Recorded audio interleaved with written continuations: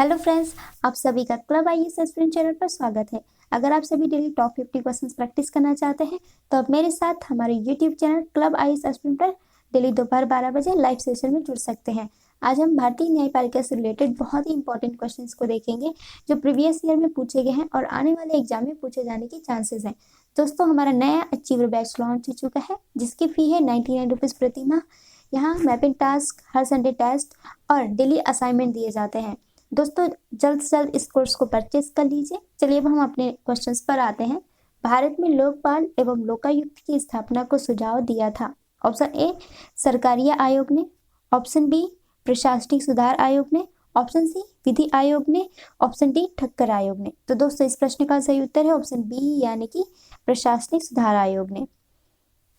Next question, संसद का पहला लोकपाल विधेयक कब रखा गया था? ऑप्शन ए 1967 यानी कि 1967, option B 1971, option C 1968, option D 1972। तो दोस्तों, इस प्रश्न का सही उत्तर है ऑप्शन सी यानी कि 1968। ठीक है। नेक्स्ट क्वेश्चन, भारत के राष्ट्रीय मानवाधिकार आयोग के विषय में निम्नलिखित कथनों पर विचार कीजिए।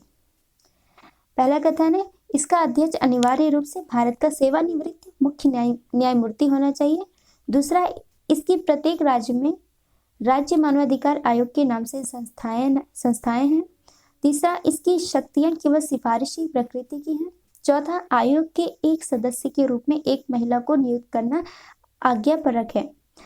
इन कथनों में से कौन कौन से सही हैं? ऑप्शन ए 1, 2, 3 और 4, ऑप्शन बी 2 और 4, ऑप्शन सी 2 और 3, ऑप्शन डी 1, 3 और 4। तो दोस्तों, इसमें जो पहला कथन है, इसका अध्यक्ष अनिवार्य रूप से भारत का सेवानिवृत्त मुख्य न्यायमूर्ति होना चाहिए, ये सही है। और दूसरा कथन जो दिया दोस्तों कि इसकी प्रत्येक राज्य में राज्य मानवाधिकार आयोग के नाम से संस्थाएं होंगी, तो ये गलत है। तीसरा जो कथन दिया कि इसकी शक्तियां केवल सिफारिशी प्रकृति की हैं, तो तीसरा कथन भी सही है। और चौथा कथन जो दिया है कि आयोग के एक सदस्य के रूप एक महिला को नियुक्त करना आज्ञापरक है, तो दोस्तों पहला, दूसरा और चौथा कथन सही है। इस अकॉर्डिंग ऑप्शन डी इस प्रश्न का सही उत्तर है। नेक्स्ट क्वेश्चन, निम्न में से कौन सी एक संवैधानिक संस्था नहीं है? ऑप्शन ए मानवाधिकार आयोग, ऑप्शन बी राज्य का वित्त आयोग, ऑप्शन सी लोकसभा का सचिवालय, ऑप्शन डी केंद्र का वित्त आयोग। तो दोस्तों, इस प्रश्न का सही उत्तर है ऑप्शन ए यानी कि मानवाधिकार आयोग एक संवैधानिक संस्था नहीं है। नेक्स्ट क्वेश्चन, उत्तर प्रदेश का लोक आयुक्त अपना प्रतिवेदन प्रस्तुत करता है। ऑप्शन ए मुख्यमंत्री को, ऑप्शन बी उच्च न्यायालय के मुख्य न्यायाधीश को, ऑप्शन सी राज्यपाल को, ऑप्शन डी विधानसभा अध्यक्ष को। तो दोस्तों, इस प्रश्न का सही उत्तर है ऑप्शन सी यानी कि राज्यपाल को। नेक्स्ट क्वेश्चन, लोकपाल विधेयक 2011 के संबंध में निम्न में से कौन से कथन सही हैं? पहला कथन, लोकसभा में 4 अगस्त 2011 को इसे पुनः स्थापित किया गया था। दूसरा, श्री पी चिदम्बरम गृह मंत्री द्वारा इसे पुनः स्थापित किया गया था। तीसरा, इसे स्थायी समिति को भेज दिया गया। चौथा, सिविल सोसाइटी के सदस्यों द्वारा इसे कमजोर कहा गया है। ऑप्शन ए 1 और 2, ऑप्शन बी 1, 2 और 3, ऑप्शन सी 2 और 4, ऑप्शन डी 1, 3 और 4। तो दोस्तों, इस प्रश्न का सही उत्तर है ऑप्शन डी यानी कि पहला कथन, तीसरा कथन और चौथा कथन सही है। यानी कि लोकसभा में 4 अगस्त 2011 को इसे पुनः स्थापित किया गया था, इसे स्थायी समिति को भेज दिया गया है, और चौथा कथन जो है सिविल सोसाइटी के सदस्यों द्वारा इसे कमजोर कहा गया। दोस्तों, इस अकॉर्डिंग इस प्रश्न का सही उत्तर ऑप्शन डी है। नेक्स्ट क्वेश्चन, भारत में संविधान की मूल संरचना यानी कि बुनियादी ढांचा किस सिद्धांत का स्रोत है? ऑप्शन ए संविधान, ऑप्शन बी न्यायिक व्याख्या, ऑप्शन सी न्यायविदों के मत, ऑप्शन डी संसदीय कानून। तो दोस्तों, इस प्रश्न का सही उत्तर है ऑप्शन बी यानी कि न्यायिक व्याख्या। नेक्स्ट क्वेश्चन, निम्नलिखित कथनों में से कौन सा एक सही नहीं है? ऑप्शन ए सर्वोच्च न्यायालय का गठन 1950 में हुआ था। ऑप्शन बी अन्य न्यायालय देश की उच्चतम अदालत है जिसमें अपील की जाती है। ऑप्शन सी सर्वोच्च न्यायालय कोर्ट मार्शल को छोड़ अन्य किसी भी उच्च न्यायालय या अदालतों की सुनवाई कर सकता है। ऑप्शन डी सर्वोच्च न्यायालय कोर्ट मार्शल के साथ अन्य किसी भी उच्च न्यायालय अदालतों की सुनवाई कर सकता है। तो दोस्तों इसमें हमें गलत कथन का चुनाव करना है, तो ऑप्शन सी जो है इस प्रश्न का सही उत्तर है, यानी कि सर्वोच्च न्यायालय कोर्ट मार्शल को छोड़ अन्य किसी भी उच्च न्यायालय या अदालत की सुनवाई कर सकता है। ठीक है, नेक्स्ट क्वेश्चन,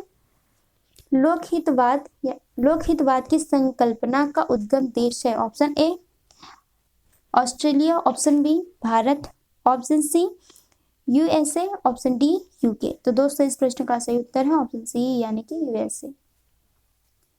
नेक्स्ट क्वेश्चन, संविधान की व्याख्या से संबंधित सभी विवाद सर्वोच्च न्यायालय के पास लाए जा सकते हैं। इसके ऑप्शन ए प्रारंभिक क्षेत्राधिकार के अंतर्गत, ऑप्शन बी अपीलीय क्षेत्राधिकार के अंतर्गत, ऑप्शन सी परामर्शदात्री क्षेत्राधिकार के अंतर्गत, ऑप्शन डी उपरोक्त में से कोई नहीं। तो दोस्तों इस प्रश्न का सही उत्तर है ऑप्शन बी यानी कि अपीलीय क्षेत्राधिकार के अंतर्गत। नेक्स्ट क्वेश्चन, वाद एवं उस वाद में उच्चतम न्यायालय की व्यवस्था के त्रुटिपूर्ण युग्म को पहचानिए। ऑप्शन ए इंदिरा साहनीवाद, अन्य पिछड़ा वर्ग के लिए चिकनी परत, ऑप्शन बी विशाखावाद, इसमें है अपने कार्य स्थल पर यौन उत्पीड़न से कामकाजी महिलाओं का संरक्षण, ऑप्शन सी मेनका गांधीवाद में इसमें दिया हुआ अनुच्छेद 14, 19 एवं 21 परस्पर अपवर्जी नहीं है, और ऑप्शन डी जो दिया है बेला बनर्जीवाद, इसमें दिया है विदेश यात्रा का अधिकार दैहिक स्वतंत्रता का भाग है। तो दोस्तों इसमें हमें गलत युग्म का चुनाव करना है, तो ऑप्शन डी जो है ये गलत है, यानी कि इसका मेल गलत दिया हुआ। ठीक है, नेक्स्ट क्वेश्चन, निम्नलिखित कथनों पर विचार कर बताइए कि इनमें से कौन एक सही है। ऑप्शन ए सर्वोच्च न्यायालय के केवल मूल क्षेत्राधिकार रखता है, ऑप्शन बी यह केवल मूल एवं अपीलीय क्षेत्राधिकार रखता है, ऑप्शन सी यह केवल परामर्श संबंधी तथा अपीलीय क्षेत्राधिकार रखता है, ऑप्शन डी यह मूल अपीलीय और परामर्श संबंधी क्षेत्राधिकार रखता है। तो दोस्तों इस प्रश्न का सही उत्तर है ऑप्शन डी यानी कि मूल अपीलीय और परामर्श संबंधी क्षेत्राधिकार रखता है। नेक्स्ट क्वेश्चन है, राष्ट्रीय मानव अधिकार आयोग के अध्यक्ष एवं सदस्यों की नियुक्ति समिति में निम्न में से कौन सदस्य नहीं होता। ऑप्शन ए लोकसभा का अध्यक्ष, ऑप्शन बी राज्यसभा का सभापति, ऑप्शन सी लोकसभा में विपक्ष का नेता, ऑप्शन डी राज्यसभा में विपक्ष का नेता। तो दोस्तों इस प्रश्न का सही उत्तर ऑप्शन बी है यानी कि राज्यसभा का सभापति। नेक्स्ट क्वेश्चन, राज्य मानवाधिकार आयोग के अध्यक्ष और सदस्यों की नियुक्ति निम्न में से किसके द्वारा की जाती है। ऑप्शन ए राष्ट्रपति, ऑप्शन बी राज्यपाल, ऑप्शन सी उच्च न्यायालय का मुख्य न्यायाधीश, ऑप्शन डी उपरोक्त में से कोई नहीं। तो दोस्तों इस प्रश्न का सही उत्तर है ऑप्शन बी यानी कि राज्यपाल। नेक्स्ट क्वेश्चन, ओम्बुड्समैन का भारतीय प्रतिमान है। ऑप्शन ए लेखपाल, ऑप्शन बी तहसीलदार, ऑप्शन सी राज्यपाल, ऑप्शन डी लोकपाल। तो दोस्तों इस प्रश्न का सही उत्तर है ऑप्शन डी यानी कि लोकपाल। नेक्स्ट क्वेश्चन, 1993 में राष्ट्रपति द्वारा मानवाधिकार आयोग संरक्षण अध्यादेश जारी किया गया था। ऑप्शन ए अनुच्छेद 123, ऑप्शन बी अनुच्छेद 124, ऑप्शन सी अनुच्छेद 125, ऑप्शन डी अनुच्छेद 127। तो दोस्तों इस प्रश्न का सही उत्तर है ऑप्शन ए यानी कि अनुच्छेद 123। नेक्स्ट क्वेश्चन, मानव अधिकार संरक्षण अधिनियम 1993 का उद्देश्य था। ऑप्शन ए मानवाधिकारों को बेहतर संरक्षण, ऑप्शन बी मानवाधिकार सुरक्षा आयोग का गठन, ऑप्शन सी राज्य में मानव अधिकार सुरक्षा आयोग का गठन, ऑप्शन डी उपरोक्त सभी। तो दोस्तों इस प्रश्न का सही उत्तर है ऑप्शन डी यानी कि उपरोक्त सभी उत्तर जो है मानव अधिकार संरक्षण अधिनियम 1993 का उद्देश्य था, यानी कि मानव अधिकारों का बेहतर संरक्षण, मानव अधिकार सुरक्षा आयोग का गठन और राज्य में मानव अधिकार सुरक्षा आयोग का गठन, ये तीनों ही जो है मानव अधिकार संरक्षण अधिनियम 1993 का उद्देश्य था। नेक्स्ट क्वेश्चन है, निम्नलिखित में से कौन भारत के संविधान का अभिरक्षक है। ऑप्शन ए भारत का राष्ट्रपति, ऑप्शन बी भारत का प्रधानमंत्री, ऑप्शन सी लोकसभा का सचिवालय, ऑप्शन डी भारत का उच्चतम न्यायालय। तो दोस्तों इस प्रश्न का सही उत्तर है ऑप्शन डी यानी कि भारत का उच्चतम न्यायालय। नेक्स्ट क्वेश्चन, निम्न पर विचार कीजिए और नीचे दिए गए कूट से सही उत्तर चुनिए। कथन ए राष्ट्रीय मानवाधिकार आयोग अध्यक्ष वह व्यक्ति होता है जो भारत का मुख्य न्यायाधीश रह चुका हो। कारण आर, उक्त आयोग का अध्यक्ष का कार्यकाल 5 वर्ष या 70 वर्ष की आयु पर्यंत पर जो भी पहले हो धारित करता है। ऑप्शन है ऑप्शन ए सही है परंतु आर गलत है। ऑप्शन बी ए गलत है किंतु आर सही है। ऑप्शन सी ए तथा आर दोनों सही है। ऑप्शन डी ए तथा आर दोनों गलत है। तो दोस्तों इस प्रश्न का सही उत्तर है ऑप्शन सी यानी कि दोनों कथन सही है। ठीक है। नेक्स्ट क्वेश्चन, निम्न में से किस राज्य में सर्वप्रथम लोकायुक्त कार्यालय की स्थापना हुई थी? Option A Maharashtra, option B Uttar Pradesh, option C Bihar, option D Orissa. तो दोस्तों इस प्रश्न का सही उत्तर है ऑप्शन ए यानी कि महाराष्ट्र। नेक्स्ट क्वेश्चन, निम्नलिखित में से भारत में एक उच्च न्यायालय के बारे में क्या सही नहीं है? ऑप्शन ए द्वितीय अपील उच्च न्यायालय के अपीलीय क्षेत्राधिकार में है। ऑप्शन बी उच्च न्यायालय के प्रत्येक न्यायाधीश की नियुक्ति राष्ट्रपति करता है। ऑप्शन सी उच्च न्यायालय के न्यायाधीशों की नियुक्ति राज्यपाल करता है। ऑप्शन डी उच्च न्यायालय लोकहितवाद से संबंधित आवेदन स्वीकार कर सकता है। तो दोस्तों इस प्रश्न का सही उत्तर ऑप्शन सी है। ऑप्शन सी है यानी कि उच्च न्यायालय के न्यायाधीशों की नियुक्ति राज्यपाल नहीं करता है। ठीक है।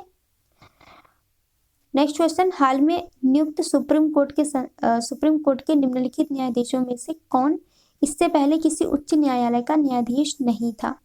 Option A D Y Chandrachud, option B A M Khanwilkar, option C L Nageswara Rao, option D Ashok Bhushan.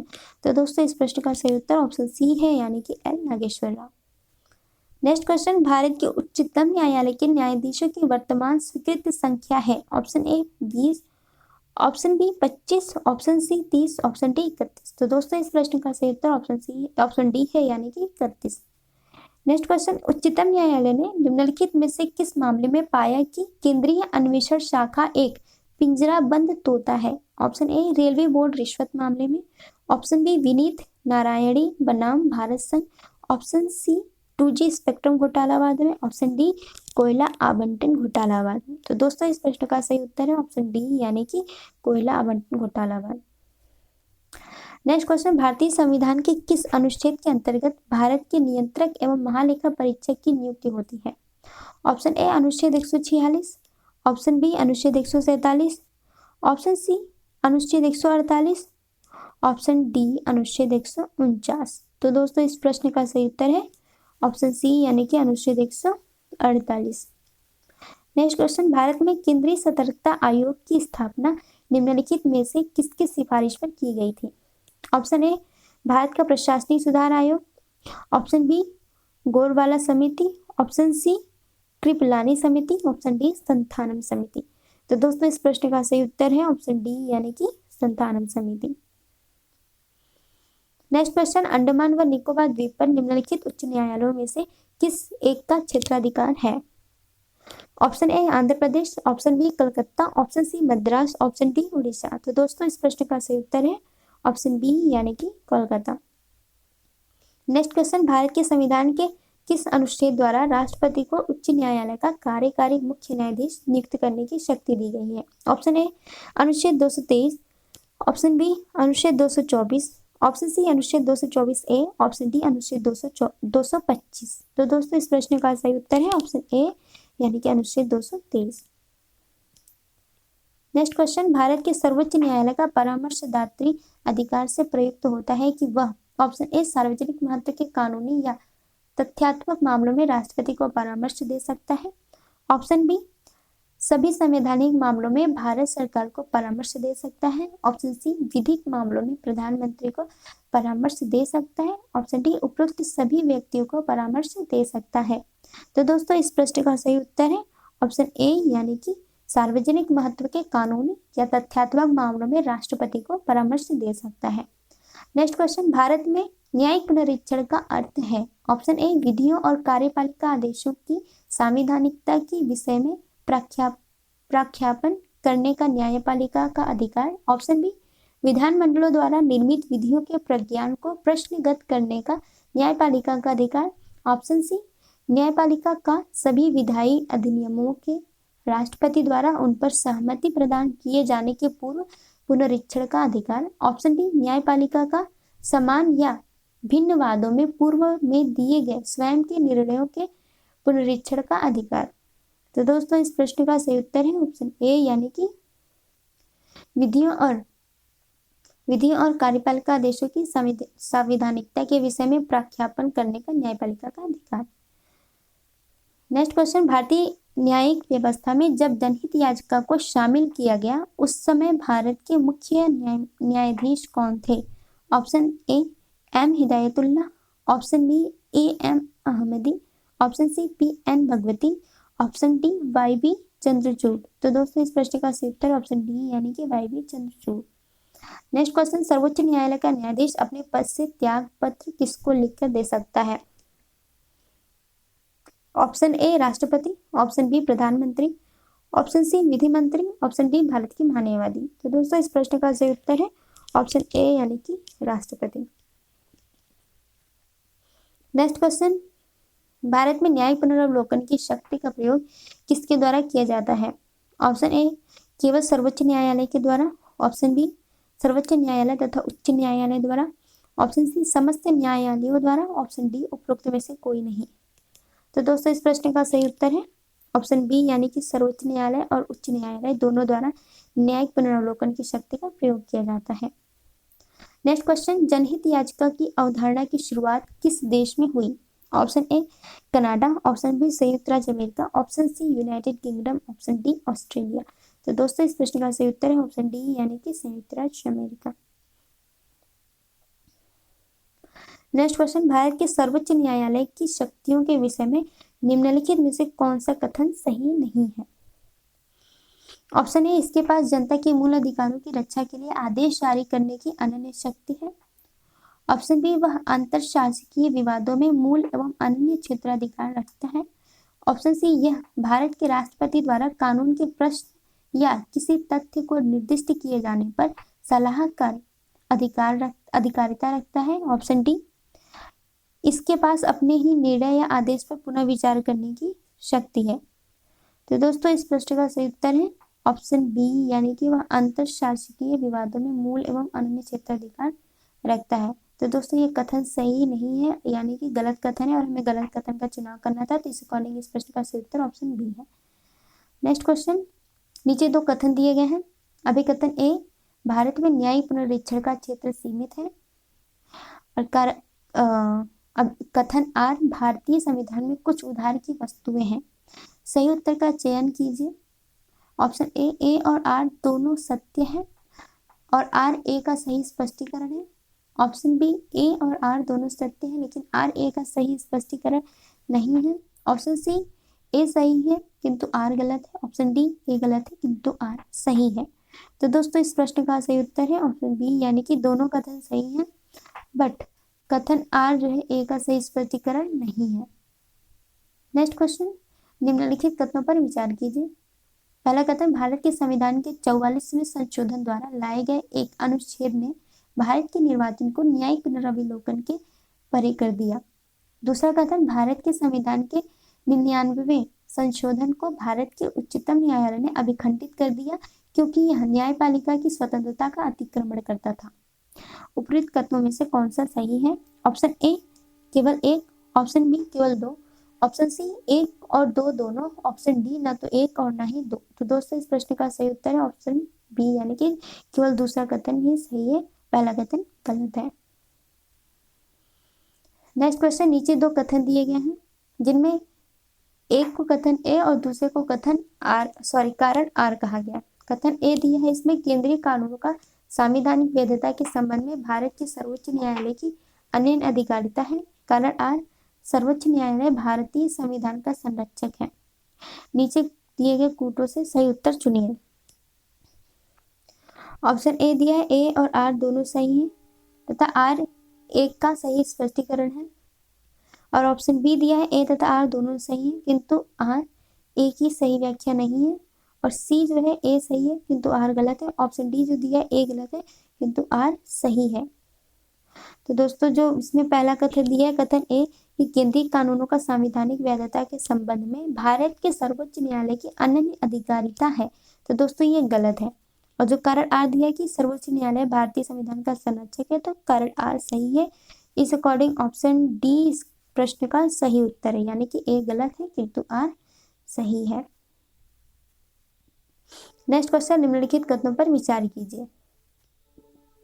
पहला कथन है न्यायाधीश यानी कि न्यायाधीश जांच अधिनियम 1968 के अनुसार भारत के उच्चतम न्यायालय के किसी न्यायाधीश पर महाभियोग चलाने के प्रस्ताव को लोकसभा के अध्यक्ष द्वारा अस्वीकार नहीं किया जा सकता। दूसरा कथन है भारत का संविधान यह परिभाषित करता है और ब्यौरे देता है कि क्या क्या भारत के उच्चतम न्यायालय के न्यायाधीशों की अक्षमता और सिद्ध कदाचार को गठित करते हैं। तीसरा कथन है भारत के उच्चतम न्यायालय के न्यायाधीशों के महाभियोग की प्रक्रिया के ब्यौरे न्यायाधीश जांच अधिनियम 1968 में दिए गए हैं। चौथा कथन है यदि किसी न्यायाधीश के महाभियोग के प्रस्ताव को मतदान हेतु लिया जाता है तो विधि द्वारा अपेक्षित है कि यह प्रस्ताव संसद के प्रत्येक सदन द्वारा समर्थित हो और उस सदन की कुल सदस्य संख्या के बहुमत द्वारा तथा संसद के उस सदन के कुल उपस्थित और मत देने वाले सदस्यों के कम से कम 2/3 द्वारा समर्थित हो। उपयुक्त कथनों में से कौन सा सही है? ऑप्शन ए 1 और 2, ऑप्शन बी केवल 3, ऑप्शन सी 3 और 4, ऑप्शन डी 1, 3 और 4। तो दोस्तों इस प्रश्न का सही उत्तर है ऑप्शन सी यानी कि तीसरा और चौथा कथन जो है ये सही है।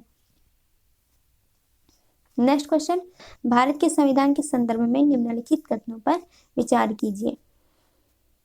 पहला कथन है किसी भी केंद्रीय विधि को संवैधानिक रूप से अवैध घोषित करने की किसी भी उच्च न्यायालय की अधिकारिता नहीं होगी। और दूसरा कथन है भारत के संविधान के किसी भी संशोधन पर भारत के उच्चतम न्यायालय द्वारा प्रश्न नहीं उठाया जा सकता। उपरोक्त कथनों में से कौन सा सही है? ऑप्शन ए केवल 1, ऑप्शन बी केवल 2, ऑप्शन सी 1 और 2 दोनों, ऑप्शन डी ना तो 1 और ना ही 2। तो दोस्तों इस प्रश्न का सही उत्तर है ऑप्शन डी यानी कि दोनों कथन ही, एक मिनट, ऑप्शन डी यानी कि दोनों ही कथन गलत है। ठीक है। नेक्स्ट क्वेश्चन है दोस्तों, किस वर्ष में अकाउंटिंग को ऑडिटिंग यानी कि लेखा परीक्षा से अलग किया गया तथा नियंत्रक एवं महालेखा परीक्षक का कार्य केवल सरकारी लेखा तक सीमित रह गया? Option A 1975, option B 1977, option C 1976, option D 1981। तो दोस्तों इस प्रश्न का सही उत्तर है ऑप्शन सी यानी कि 1976। नेक्स्ट क्वेश्चन, मजदूर किसान शक्ति संगठन यानी कि MKSS नामक सामाजिक आंदोलन भारत में निम्न में से किससे संबंधित है?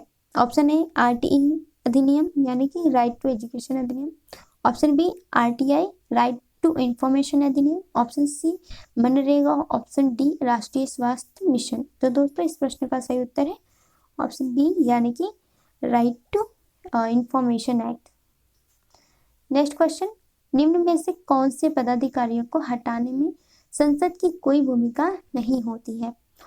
4 कथन है। पहला है उच्च न्यायालय के न्यायाधीशों के, और दूसरा कथन उच्चतम न्यायालय के न्यायाधीशों के, ऑप्शन तीसरा कथन है अध्यक्ष संघ लोक सेवा आयोग के, ऑप्शन चौथा कथन है भारत के नियंत्रक और महालेखा परीक्षक के। तो दोस्तों इसमें ऑप्शन दिया हुआ है ऑप्शन ए केवल 1 और 2, ऑप्शन बी 3 और 4, ऑप्शन सी 1, 2 और 3, ऑप्शन डी केवल 3। तो दोस्तों इस प्रश्न का सही उत्तर है ऑप्शन डी यानी कि संघ लोक सेवा आयोग के अध्यक्ष को हटाने में संसद की कोई भूमिका नहीं होती है।